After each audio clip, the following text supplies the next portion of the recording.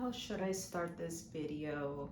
強がることだけ知りすぎていた私だけどあの時から迷いは消えてよ Say hi to the camera 皆さん大好きだよこんにちは皆さん私の名前はジュディスですよろしくHello everyone, my name's Judith and welcome back to my channel. Today I will be discussing how I learned Japanese at the age of 10.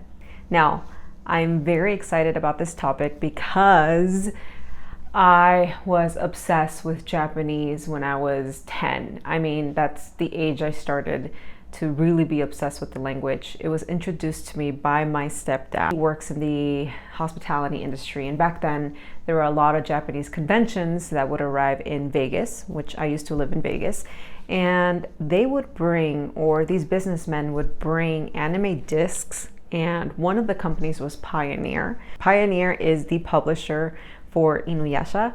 And I recall my stepdad actually bringing me a red CD that said Pioneer.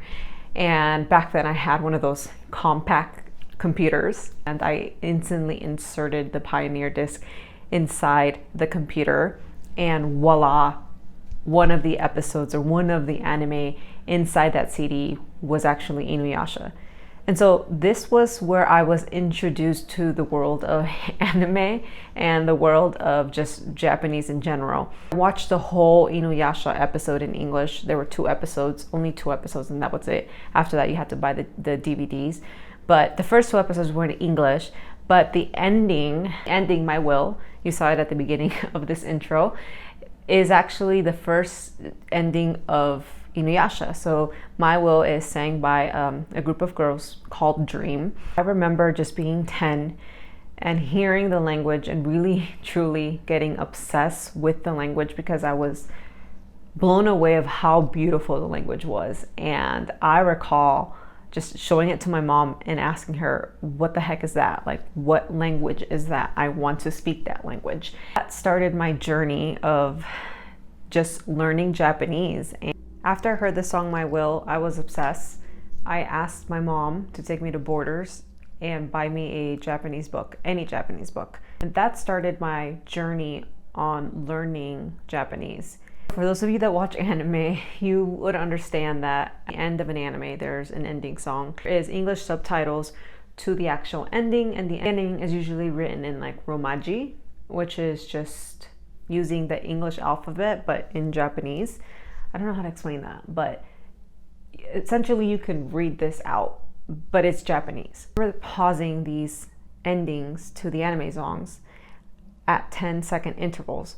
So 10 seconds, 20 seconds, 30 seconds. And I remember pausing them when I was playing them and when I was watching them in the computer because I wanted to take that screenshot and link every single sound to what it would mean. Or my first step to understanding Japanese was actually animelyrics.com.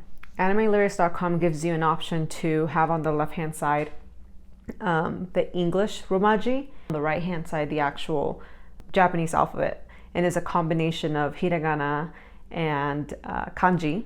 From here I started to nitpick every single word from that song and translate it and understand, okay, if the song was saying like Hanao, I was like comparing the other side of animelyrics.com and seeing that Hana meant flower. One of the very first books that my mom got me, this book was one of the very first books my mom got me at Borders. As you can see, it is very basic, it is very thin. When I opened this book as a 10-year-old, yeah, I still have this book by the way. I started by reading out good morning and then understanding that this is how you said it. This is romaji. So when I mean it's English, you can understand that because it's in the English alphabet. So you can very clearly see that it says Ohayo gozaimasu. And then to the far right, you'll notice that it's a mixture of hiragana and kanji. So me as a first timer opening this book, I have no idea what those letters or what those symbols mean. So I had to understand, where do I start? Okay, I'm gonna start with the actual alphabet. This is where the kana chart comes in handy. When you're starting to learn Japanese, one of the easiest way to start learning is through hiragana. and afterwards move to katakana. You can start with katakana and then go to hiragana, but for me, hiragana was the easiest because hiragana is more widely used in the Japanese language more than katakana, because katakana is usually used for something that's meant to be English. So for example, McDonald's, if a Japanese person wanted to write this out, they would write it in katakana. Katakana is used for English words to make it sound English. So McDonald's in Japanese is McDonaldo. They would actually write that out in katakana, not hiragana. Hiragana is mostly used for their own language. So hiragana is the best way to start for me, especially someone that was very passionate. Now, mind you, it took me maybe 25 to 30 minutes to learn both alphabets only because I had a big passion for it, and only because I had a huge passion for it. So by no means do I expect anyone to be at that rate. This is just me being passionate at the age of 10. And when you're a kid, you just absorb information quicker. Back to the kana chart, you'll see that on the right hand side, you have your vowels, which will serve as your starting point for anything Japanese. So you'll have a, I, u, e, o, and on the top, you'll have an acronym, or you can make it into an acronym.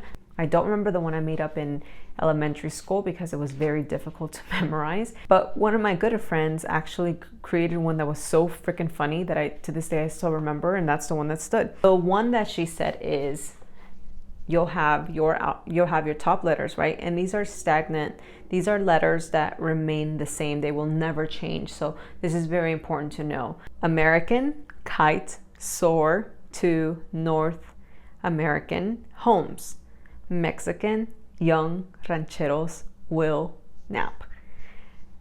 I know, it's hilarious. I mean, to this day, I'm like, what the heck does she, I don't know how the heck she made that up. Just remember that in that acronym, I ignore American because the A doesn't really fit, but American homes just kind of, I don't know, goes hand in hand. So ignore the American part. But what I'm trying to get at is that you'll see on your left-hand side, you have your vowels that always remain the same. These are your starting point when speaking Japanese, and these are the basic sounds, a, I, u, e, o. That on the top, you'll have letters that will always remain the same, and they will serve as your guide throughout this chart. So I just gave you the acronym American because it starts on the very far left with a. And then kite, that's going back to the top with a K. Kite, S, soar, and then T, to, and north. Remember, we're ignoring American. Then H, homes. M for Mexican.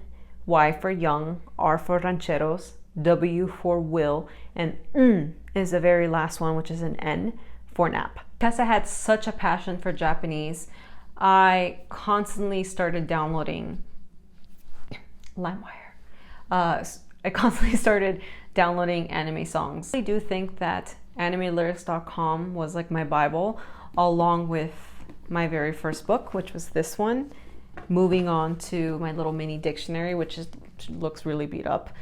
And then finally, as I progressed in learning Japanese a little bit more, I actually bought a kanji dictionary book because this was my way of learning the third alphabet in my head, which is the kanji alphabet. Besides the hiragana and katakana, I showed you in the share screen what two charts I used to learn katakana and hiragana. They were really helpful for me, along with that acronym and flashcards. Those three things. So just animelyrics.com, books, mixed with charts, and 3, just really putting in the efforts to hear the language and then trying to translate myself really helped me in the long run to learn Japanese. From here on out, to translating a whole bunch of songs. So every single opportunity that I had to translate an anime song, I did it, and I used this technique. After I was able to overcome hiragana, katakana, and the basics of kanji, I was translating songs left and right. It was a homework for me. And I was 10, I had a passion, I had the time, I didn't have a full-time job, I only had school. It really helped me. But I think 3 things that you need in order to successfully learn a language at any age is 1, you need dedication and the passion to learn the language. 2, you need patience. It takes a lot of time and effort to learn a language, but it's the most rewarding thing when you can hear someone else speak their native language and you are able to understand it. It is something that's wonderful, and it's a really proud moment. Three, I think support is very important. Having the support from your parents, from your friends. If you don't have that support, find like-minded people, or just do yourself a favor and be your own support, and really be surrounded by, dramas, anime, soap operas. Get yourself involved so you're able to hear this language day in and day out to make it easier for you to understand. Interested in learning Japanese, or if you're interested in any more crazy Japanese stories from me, I have a couple. I actually was an exchange student for my senior year in Japan. I actually was in Japan for a year during my senior year. I did not complete my senior year here in the United States. If you're interested to hear that story, it is crazy. Please let me know in the comment section below if you have a crazy story of learning Japanese at an early age, or you're learning it now. Let me know in the comment section below. I'm always curious to hear people's stories. I see you in the next video. Thank you so much for watching. Bye.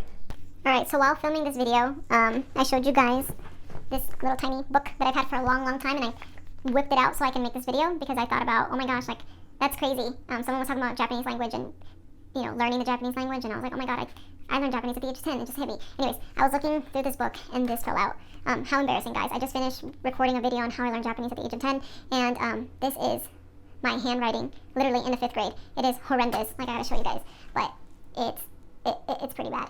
Look at this. I think I used it as a bookmark, but the funny thing is that one of the kanji characters is Shoal, and I put Commander, but Shoal really was the main singer of a band called Alice 9. I love Alice 9. I think Velvet and Fantasy are their best songs. Anyways, random, but I wanted to include this because it's just so funny to look back at your handwriting, or look back at something that was important to you, like Commander, Blink. I put Jodan because I heard that often, kidding in Japanese.